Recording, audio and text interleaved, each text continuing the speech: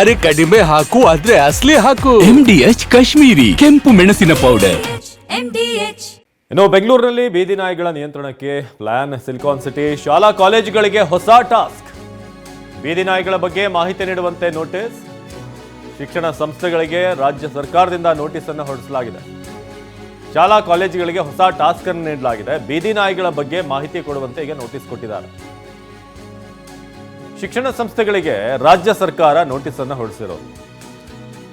ಇದಕ್ಕೆ ಶಿಕ್ಷಣ ಸಂಸ್ಥೆಗಳು ತಿರುಗಿ ಬಿದ್ದಿವೆ. ಸರ್ಕಾರ ನೋಟಿಸ್ ಕೊಟ್ಟಿರೋದಕ್ಕೆ ನಮ್ದೇನು ಉದ್ದೇಶ, ಶಿಕ್ಷಣ ಸಂಸ್ಥೆಗಳು ಮಕ್ಕಳಿಗೆ ಒಳ್ಳೆ ಶಿಕ್ಷಣ ಕೊಡಬೇಕು, ಸ್ವಂತದ್ರಲ್ಲಿ ಬೀದಿ ನಾಯಿಗಳ ಇನ್ಫಾರ್ಮೇಷನ್ ಕೊಡಿ ಅಂತಂದರೆ ಅದಕ್ಕೆ ಅಂತ ಒಂದು ಜವಾಬ್ದಾರಿ ಹೊರಿಸಿ ಕೆಲವ್ರನ್ನ ಇರಿಸಬೇಕಾಗುತ್ತೆ. ಅದನ್ನು ಶಾಲಾ ಕಾಲೇಜುಗಳಿಗೆ ಕೊಡೋಕ್ಕಾಗುತ್ತಾ ಅನ್ನೋ ರೀತಿಯಾಗಿ ಈಗ ಕೇಳಿದ್ದಾರೆ. ಸರ್ಕಾರದ ನೋಟಿಸ್ಗೆ ಶಿಕ್ಷಣ ಸಂಸ್ಥೆಗಳು ಆಕ್ರೋಶ ವ್ಯಕ್ತಪಡಿಸಿವೆ. ಸಿಲಿಕಾನ್ ಸಿಟಿ ಶಾಲಾ ಕಾಲೇಜುಗಳಿಗೆ ಟಾಸ್ಕ್ ಅನ್ನು ಕೊಟ್ಟಿರೋದು. ನಾವೇನು ಪಾಠ ಮಾಡಬೇಕಾ ಅಥವಾ ನಾಯಿಗಳನ್ನ ಹಿಡಿಬೇಕಾ? ರಾಜ್ಯ ಸರ್ಕಾರದ ನಿರ್ಧಾರಕ್ಕೆ ಶಿಕ್ಷಣ ಸಂಸ್ಥೆಗಳು ಆಕ್ರೋಶ ವ್ಯಕ್ತಪಡಿಸಿವೆ.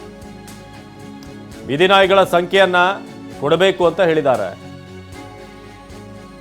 ಪ್ರವೇಶ ತಡೆಗಟ್ಟಲು ತಡೆಗೋಡೆ ಹಾಕಿಸಬೇಕು ಅಂತ ಹೇಳಿದ್ದಾರೆ. ತಡೆಗಟ್ಟಲು ಭದ್ರತಾ ಸಿಬ್ಬಂದಿ ನೇಮಿಸುವಂತೆ ಹೇಳಿದೆ. ಶಾಲೆ ಆವರಣದಲ್ಲಿ ಹಾಗೂ ಹೊರಗಡೆ ನಾಯಿಗಳ ಲೆಕ್ಕಾಚಾರ ಮಾಡಿ ಕೊಡೋದಕ್ಕೆ ಹೇಳಿರ್ತಕ್ಕಂಥದ್ದು ಅತ್ಯಂತ ವಿಷಾದನೀಯ. ಯಾಕೆಂದರೆ ಶಿಕ್ಷಕರನ್ನ ಪಾಠ ಮಾಡೋಕ್ಕೆ ಬಿಡಿ, ನಾಯಿಗಳ ಲೆಕ್ಕ ಹಾಕಕ್ಕೆ ಬಿಡಬೇಡಿ. ಶಿಕ್ಷಣ ಸಂಸ್ಥೆಗಳು ಅಂದರೆ ಏನು ಅಂದ್ಕೊಂಡಿದ್ದಾರೋ ಗೊತ್ತಿಲ್ಲ. ಒಂದು ರೀತಿಯಾದ ಇದು ಧೋರಣೆ ಇಲ್ಲಿ ಖಂಡಿತವಾಗ್ಲೂ ನಾವು ಅದರಲ್ಲಿರ್ತಕ್ಕಂಥ ಕೆಲ ಅಂಶಗಳು ಅದರಲ್ಲೂ ಪಿನಲೈಸ್ ಮಾಡ್ತೇವೆ, ಕಂಟೆಂಪ್ಟಿಯಸ್ ಆಗುತ್ತೆ ಅನ್ನತಕ್ಕಂಥದ್ದು ಏನು ಧಮಕಿ ಆಗ್ತಾ ಇದ್ದೀರಾ? ಸ್ವಲ್ಪ ಪರಿಜ್ಞಾನ ಇರಬೇಕು. ಶಾಲೆ ಕಾಲೇಜುಗಳ ಹತ್ರ ಅಥವಾ ಹಾಸ್ಪಿಟ್ಲ್ಗಳ ಹತ್ರ ಇರ್ತಕ್ಕಂಥ ಗಾರ್ಬೇಜನ್ನು ಡಿಸ್ಪೋಸ್ ಮಾಡಲ್ಲ, ನಾಯಿಗಳಿಗೆ ಬ್ರೀಡಿಂಗ್ ಆಗ್ತಾ ಇದೆ.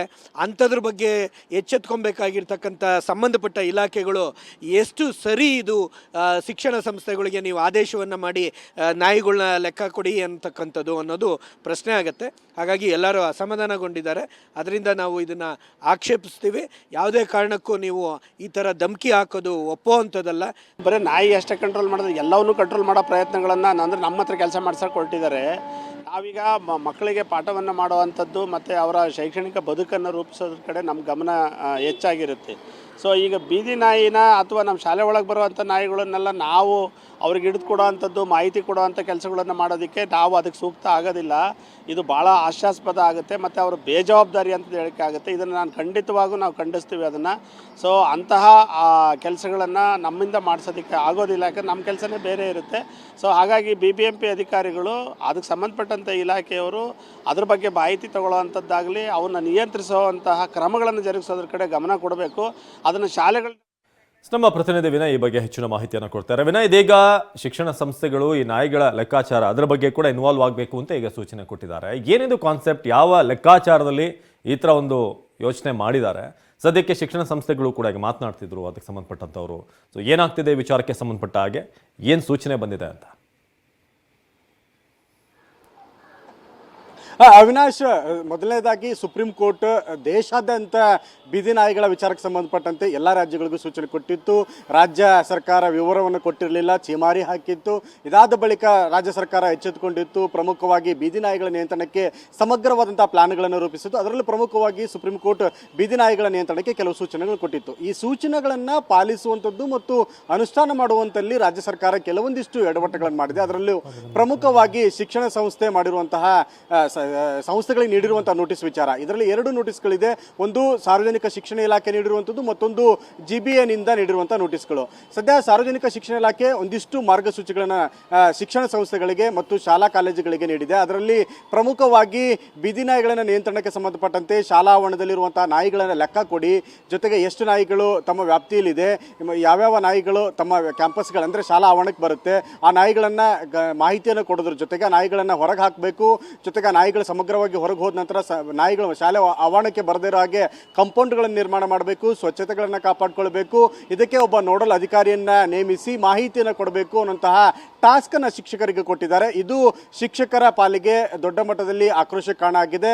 ಮತ್ತೊಂದು ಕಡೆ GBA ಕೊಟ್ಟಿರುವಂತಹ ಸೂಚನೆ ಏನು ಖಾಸಗಿ ಶಾಲೆಗಳಾಗಿರ್ಬೋದು, ಶಾಲಾ ಆವರಣಗಳಾಗಿರ್ಬೋದು, ಕಾಲೇಜುಗಳಾಗಿರ್ಬೋದು, ಆರೋಗ್ಯ ಕೇಂದ್ರಗಳಾಗಿರ್ಬೋದು, ಸರ್ಕಾರಿ ಕಚೇರಿಗಳು, ಈ ಒಂದು ಎಲ್ಲ ಇಲಾಖೆಗಳನ್ನು ಗಮನಿಟ್ಟುಕೊಂಡು ಅದರಲ್ಲೂ ಪ್ರಮುಖವಾಗಿ ಶಿಕ್ಷಣ ಸಂಸ್ಥೆಗಳಿಗೆ ಕೊಟ್ಟಿರುವಂತಹ ನೋಟಿಸ್ ಖಾಸಗಿ ಶಿಕ್ಷಣ ಸಂಸ್ಥೆಗಳ ಆಕ್ರೋಶ ಕಾರಣ ಆಗಿದೆ. ಶಾಲಾ ಆವರಣದಲ್ಲಿ ಬರುವಂತಹ ನಾಯಿಗಳ ಲೆಕ್ಕ ಕೊಡಿ, ಮಾಹಿತಿಗಳನ್ನ ಕೊಡಿ, ಆ ನಾಯಿಗಳು ಬರದೇ ಇರೋ ಹಾಗೆ ನೋಡ್ಕೊಳ್ಬೇಕು, ನೋಡಲ್ ಅಧಿಕಾರಿಗಳನ್ನು ನೇಮಿಸಬೇಕು, ಕಂಪ್ಲೀಟ್ ಆದಂತಹ ವರದಿಯನ್ನು GBAಗೆ ನೀಡಬೇಕು ಅನ್ನೋಂತಹ ಮಾಹಿತಿಯನ್ನು ಕೊಟ್ಟು ನೋಟಿಸ್ಗಳನ್ನು ಕೂಡ ಶಾಲೆಗಳಿಗೆ ಮುಖ್ಯಸ್ಥರುಗಳಿಗೆ ಕೊಡ್ತಾ ಇದ್ದಾರೆ. ಇದು ಅವರ ಆಕ್ರೋಶ ಕಾರಣ ಆಗಿದೆ. ನಾವು ಪಾಠ ಮಾಡಬೇಕಾ ಅಥವಾ ನಾಯಿಗಳ ಲೆಕ್ಕ ಕೊಡಬೇಕಾ ಅನ್ನೋಂಥದ್ದು ಕೂಡ ಅವರ ವಿರೋಧ ಕಾರಣ ಆಗಿರೋದು. ಅವಿನಾಶ್, ಧನ್ಯವಾದ ಅಭಿನಯ್. MDH ನ ಕಿಚನ್ ಅಲ್ಲಿದ್ರೆ ನಾವು ಎಲ್ಲವನ್ನು ಮಾಡಬಹುದು. ಬೆಂಗನ್ ಕಾ ಬರ್ತಾ, ಆಲೂ ಗೋಬಿ, ಭಿಂಡಿ ಮಸಾಲಾ, ಇನ್ನೂ ಬಹಳಷ್ಟು.